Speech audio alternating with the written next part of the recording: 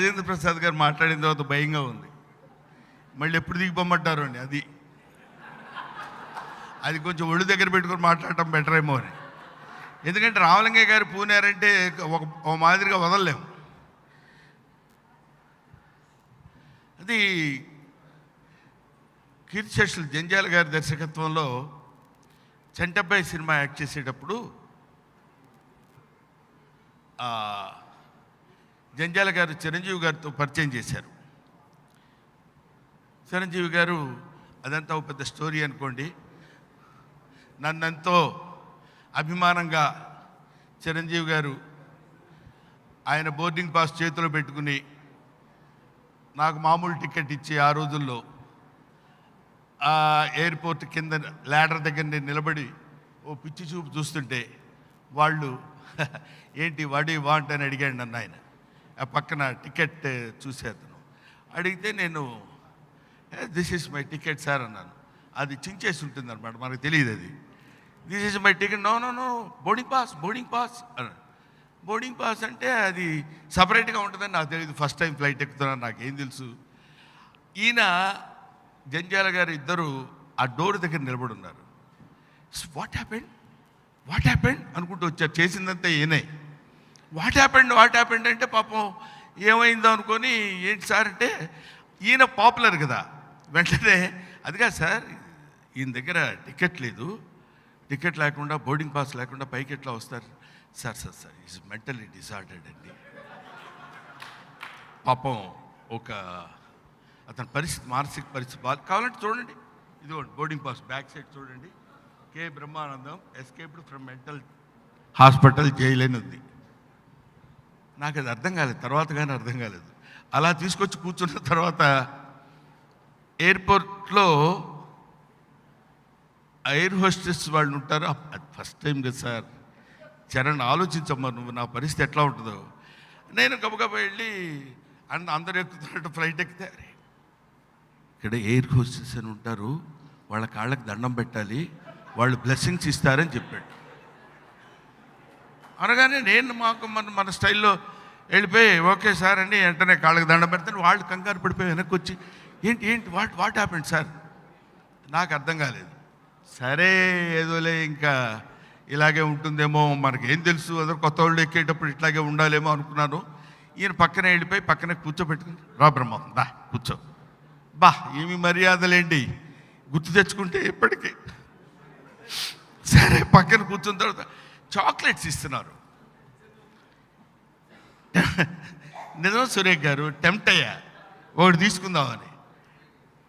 బ్రహ్మం బాగున్నాయి కదా అని గబగబా తీసుకుంటావేమో. ఒక్కొక్కటి 1500 రూపాయలు అవుతుంది, 2 తీసుకున్నట్టే 3000 కట్టాలి.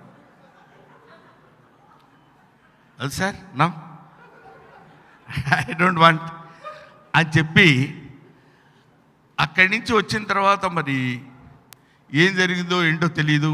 డైరెక్ట్గా చిరంజీవి గారి ఇంటికి వెళ్ళాను.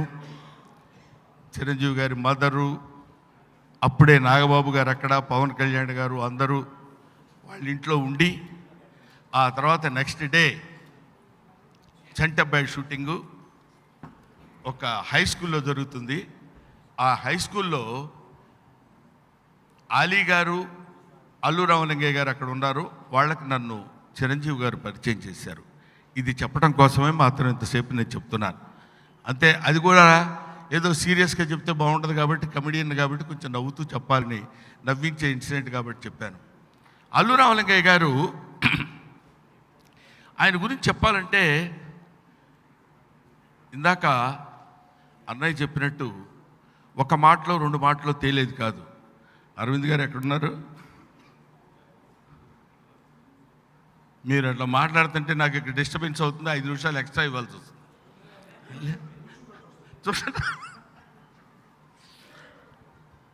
అందువల్ల అక్కడ ఆయనతో పరిచయం ఏర్పడిన తర్వాత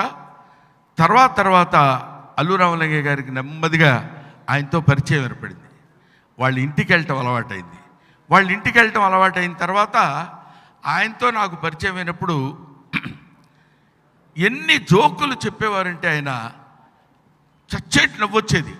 అది విడిగా ఉన్నదానికంటే మామూలుగా ఆయన ఆ, విడిగా కూర్చున్నప్పుడు మాతో వేసేటువంటి జోకులు ఎంతో, అంటే అది ఈ నిజమండి అమ్మతోడు నా మాట నమ్మండి, ఇంక అంతకంటే మీకు నేనేం చెప్పగలను అని అనాలి తప్ప ఇంక అంతకంటే వేరే వర్డ్సే ఉండవు. అంత అద్భుతమైనటువంటి నటుడు, వ్యక్తిగా, నటుడిగా ఇప్పుడు అందరూ చెప్పారు ఆయన యొక్క గొప్పతనం గురించి, ఆయన ఎంత గొప్పగా నటిస్తారు, ఎంత బాగా నవ్విస్తారు, ఆ నటనలో ఎంత డిగ్నిటీ ఉంది, ఇదంతా చెప్పారు. యాజ్ ఏ హస్బెండ్ ఆ మహాతల్లికి, ఆవిడ ఎక్కడున్నారో ఆవిడ పాదాలకి శిరస్సు వంచి పాదాభివందన చేస్తున్నాను.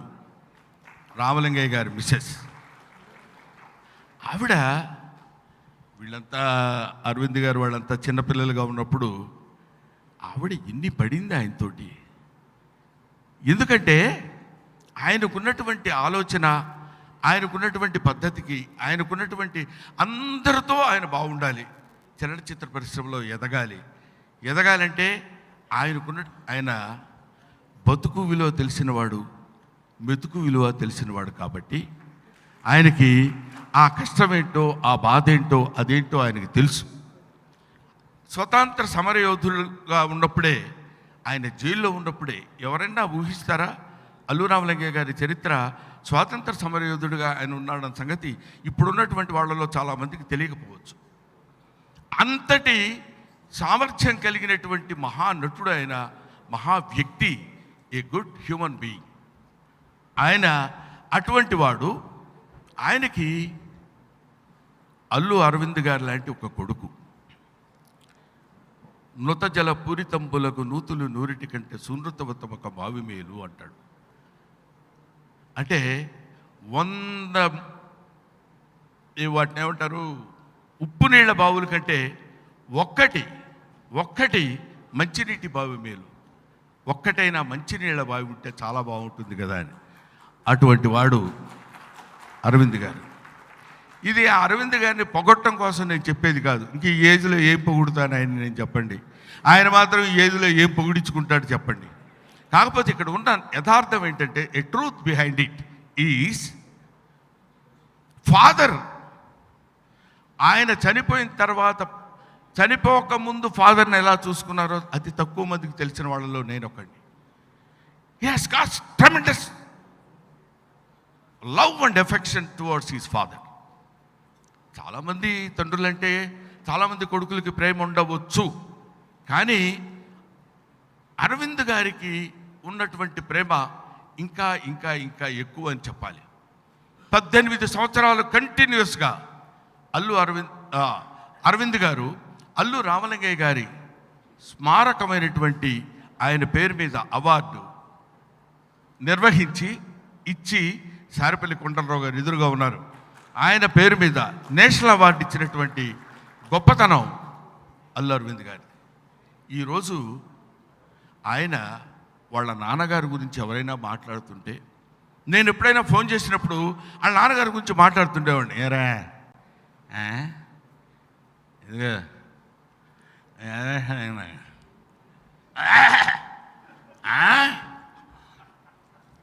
ఇప్పటికీ ఈ ఏజ్లో 45 ఇయర్స్ 50 ఇయర్స్ అప్పుడు కూడా ఏంట్రా యాదవా అని తిడతాడు ఆయన్ని.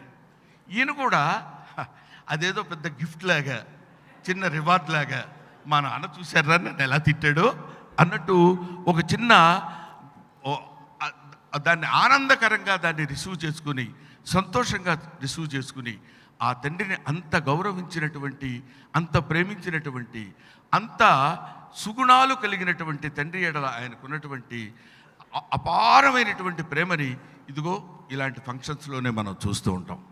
అల్లు స్టూడియోస్ ఇవాళ మార్నింగే ఓపెన్ చేశారు మెగాస్టార్ చిరంజీవి గారు. ఆయన మెగాస్టార్ చిరంజీవి గారు అంటే ఏదో ఒక మామూలుగా మనం ఏదో అల్లు రామలింగయ్య గారు అల్లుడు అని అనుకోవచ్చు. కేవలం అల్లు రామలింగయ్య గారు అల్లుడు గారుగా మాత్రమే కాదు, అది ఒక వటవృక్షం, ఒక మర్రి చెట్టు. ఆ చెట్టు నీడన ఎంతమంది సేదతీరాలు, ఎన్ని పూలు ఏర్పరచుకున్నారు, ఎన్ని ఫలాలు కొనుక్కున్నారు, ఎంతమంది బతికారు, ఎంతమంది బతుకుతున్నారు, ఎంతమంది జీవిస్తున్నారు. సచే అది కొంతమంది కూడా కాదు, అతి తక్కువ మంది మాత్రమే ఉంటుంది. అటువంటి వాళ్ళల్లో చిరంజీవి గారు ఒకడు. ఆ చిరంజీవి గారు 40 ఏళ్ల నుంచి నాకు పరిచయం ఉందని చెప్పుకోవడానికి we feel proud to say that we are the contemporary of Chiranjeevi. ఆయన పేరు చెప్పుకొని మేమందరం ఇవాళ ఇటువంటి పరిస్థితుల్లో మేము ఉన్నాం. అటువంటిది రామలింగయ్య గారి గురించి ఇంకా ఇంకా ఎంతో మాట్లాడాలని ఉంది. ఈయన ఎదురు పక్కనే నిలబడి ఉన్నాడు. అయినా ఎళ్ళిపోమని వరకు చెప్తాను, నాకేంటి, ఇంక దేవాయ బాబు అన్నంత వరకు చెప్తాను. రామలింగయ్య గారి గురించి ఎంత చెప్పినా నిజంగా ఒకసారి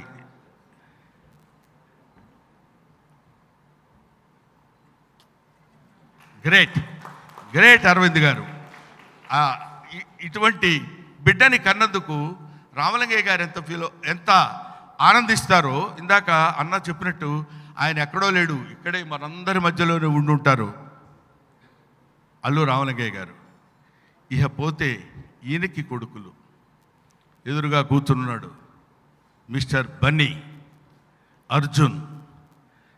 ఆయన 3 కుమారులున్నా ఇందులో ప్రత్యేకంగా తనకంటూ ఒక శైలిని, మంచి నటుడు, గొప్ప నటుడు, బ్రహ్మాండంగా యాక్ట్ చేశాడు అని చెప్పుకోవడం చాలేవా నువ్వు చెప్పాలంటే మొత్తం ప్రపంచమే అంగీకరించింది అని అనొచ్చు. కానీ అల్లు అరవింద్ గారిలో ఉన్న క్వాలిటీ అల్లు అర్జున్లో నేను చూస్తున్నా. Such a greatest quality in him, what I have observed. నాకు చాలా చాలా చాలా ఆనందం వేసినటువంటి విషయం, వాళ్ళ నాన్నగారి అంటే అతనికి అంత అభిమానం. ఎందుకంటే ఏదో ఉపన్యాసం చెప్తూ ఏదో ఫంక్షన్లో మాట్లాడుతున్నప్పుడు నేను సడన్గా చూశాను, మా నాన్నగారికి పద్మశ్రీ రావాలి అని కోరుకున్నాడు. It's a desire, it's an affection towards his father. మా నాన్న అలా చూసుకోవాలి అని ఈయన ఎలా అనుకున్నాడో, ఇది ఎక్కడి నుంచి వచ్చిందంటే ఆ తానులోదే కదా ఆ గుడ్డ అన్నట్టు వాళ్ళ నాన్నగారి దగ్గర నుంచి ఆయనకి సంక్రమించింది. అలాగా అల్లు రామలింగయ్య గారు ఒక తండ్రిగా, ఒక వ్యక్తిగా, ఒక స్వాతంత్రోద్యమ కారుడుగా, ఒక మహానీయుడుగా మా లాంటి కమెడియన్స్కి ఎంతోమందికి ఆదర్శప్రాయుడైనటువంటి అల్లు రామలింగయ్య గారి గురించి 2 నిమిషాలు మాట్లాడుకునేటువంటి అవకాశం నాకు కలిగినందుకు నేను నా హృదయపూర్వకమైనటువంటి కృతజ్ఞతలు అరవింద్ గారికి, మిగతా అందరికీ తెలియపరుచుకుంటూ మీ దగ్గర సెలవు తీసుకుంటాను. Thank you very very very much.